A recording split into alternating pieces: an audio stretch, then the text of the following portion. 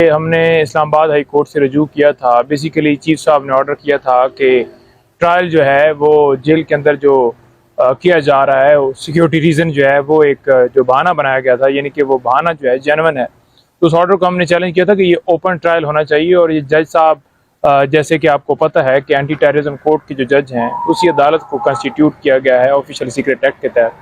तो वो नोटिफिकेशन भी कलअदम करार देने के हवाले से, और हम ये इस्तदा करें कि ओपन ट्रायल किया जाए ताकि साफ़ियों की, वकला की, उनकी फैमिली की एक्सेस हो और सबके सामने हो किस तरह से साफ़ और शफाफ जो है ये ट्रायल कंक्लूड किया जा सकता है। तो उसके ऊपर पूरे ट्रायल के ऊपर जो है वो हर रोज़ सवाल उठते हैं, और हर ऑर्डर जो है जो इस तरह से सीक्रेट तरीके से किया जा रहा है उसकी कोई वैल्यू नहीं है। नंबर 2, इमरान खान साहब के आज कोई 15 के करीब केसेस जो हैं वो डिस्ट्रिक्ट कोर्ट के अंदर थे। अच्छा, इल्ज़ाम क्या है जी 109 का कि इमरान खान साहब की माँ के ऊपर तोड़ फोड़ हुई, इमरान खान साहब की माँ के ऊपर ट्रैफिक ब्लॉक हुई, इमरान खान साहब की माँ के ऊपर तशद्दुद हुआ, जलाओ घराव हुआ, इस तरह की मन घड़त FIRs। और दूसरी तरफ आप देखें जो कच्चे का डाकू है वो आज आ रहा है।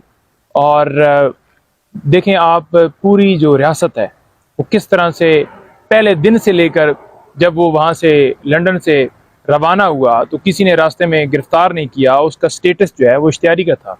और पूरी सहूलत कारी जो है वो देकर उसे प्रोटेक्टिव बेल यहाँ इस्लामाबाद से दी गई। उस वक्त वो UAE में बैठा था।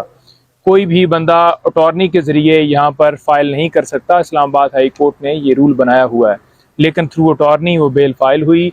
और आपने ये भी देखा कि किस तरह हाई कोर्ट से जो है अहकामात हुए, और वो जो बायोमेट्रिक वाले जो लोग थे, जो अमला था, वो बाकायदा तौर पर इस्लामाबाद एयरपोर्ट के ऊपर गया है और वहाँ जाकर बायोमेट्रिक हो रही है। CCPU साहब सलूट मार रहे हैं, गाड़ियाँ प्रोटोकॉल लगे हुए हैं।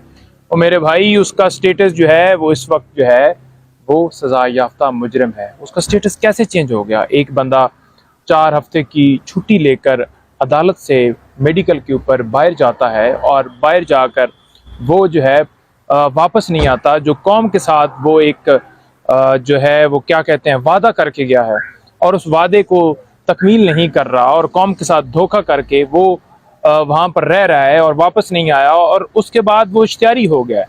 तो इश्तियारी कैसे ट्रैवल कर रहा है? वज़ीर आज़म उस वक्त शहबाज शरीफ 16 महीने रहे हैं।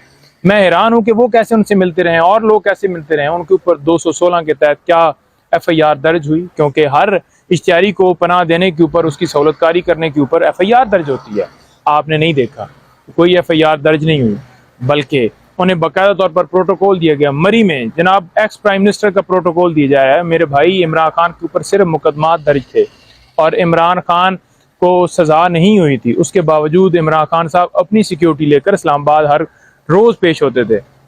एक दिन में 10-10 अदालतों में पेश होते थे, 20-20, 25-25, 30-30 मुकदमात में पेश होते थे। और मुकदमात क्या थे जी? 109 का रोल है। और दूसरी तरफ आज हमने देखा कि पंजाब हुकूमत ने उनकी सज़ा जो है वो ही ख़त्म कर दी है। बात यह है कि ये था NRO2 जो इमरान खान कहता था कि लंदन प्लान है कि इमरान खान को साइड पर किया जाएगा, PTI को बिल्कुल क्रैश किया जाएगा और उसके बाद इसे लाया जाएगा। ये मुल्क में आते हैं सिर्फ पैसा बनाने के लिए। आप लोग समझें, आप लोग समझ चुके हैं। आप लोगों को मजीद जो है इसके ऊपर आवाज़ उठानी चाहिए कि ये लोग सिर्फ इनका मकसद है आना, पैसे बनाना, जदादे बनाना, अकाउंट बनाना, फिर बाहर चले जाना, और फिर बाहर जाकर फिर वो टाइम पूरा प्रोसेस मुकम्मल करके फिर पाकिस्तान आना, फिर यही प्रोसेस करना। तो इनका और कोई मकसद नहीं है। क्या इनके पास मैंडेट है? आज तक ये जो मोटरवे की मिसालें देते हैं जी, ऑरेंज ब्रश, ये हमारा मैंडेट है जी, ये हमारा विजन है जी, ये हमारा रोड मैप है। बात ही है कि जो इन्होंने प्रोजेक्ट किए उसमें इन्होंने करप्शन की, अपने मन मर्जी के जो ठेकेदार हैं उनको ठेके दिए। कभी मकसूद चपरासी के अकाउंट में पैसे जा रहे हैं, कभी किसी के अकाउंट में पैसे जा रहे हैं। तो मुख्तलिफ तरीक़ों से इन्होंने पैसा कमाया, जो कि आवाम को पता चल गया है, इनका असली चेहरा पता चल गया है। और ये जो कहते हैं कि हमने ये किया, क्या उन्होंने अपनी जेब से किया? आवाम के टैक्स का पैसा जो है उससे जो है वो रोड या वो चीज़ें बनाई जाती हैं, और उसमें भी इन्होंने आधे से ज़्यादा जो है करप्शन करके रिश्वत कमाई है। तो बाकायदा तौर पर ये लोगों को बेवकूफ़ समझते हैं। आज ये बात करते हैं ख़वातीन के ऊपर कि वो नाच गाना करती हैं, इनको शर्म नहीं आती? इनकी बहनें माएँ नहीं हैं क्या? ये जो है मुल्क के जो ठेकेदार बनते हैं कि मैं वज़ीर आज़म बनूंगा, या 3 दफ़ा वज़ीर आज़म रहे हैं, क्या किसी जमात के सरबराह से आपने इस तरह के अल्फाज देखे हैं?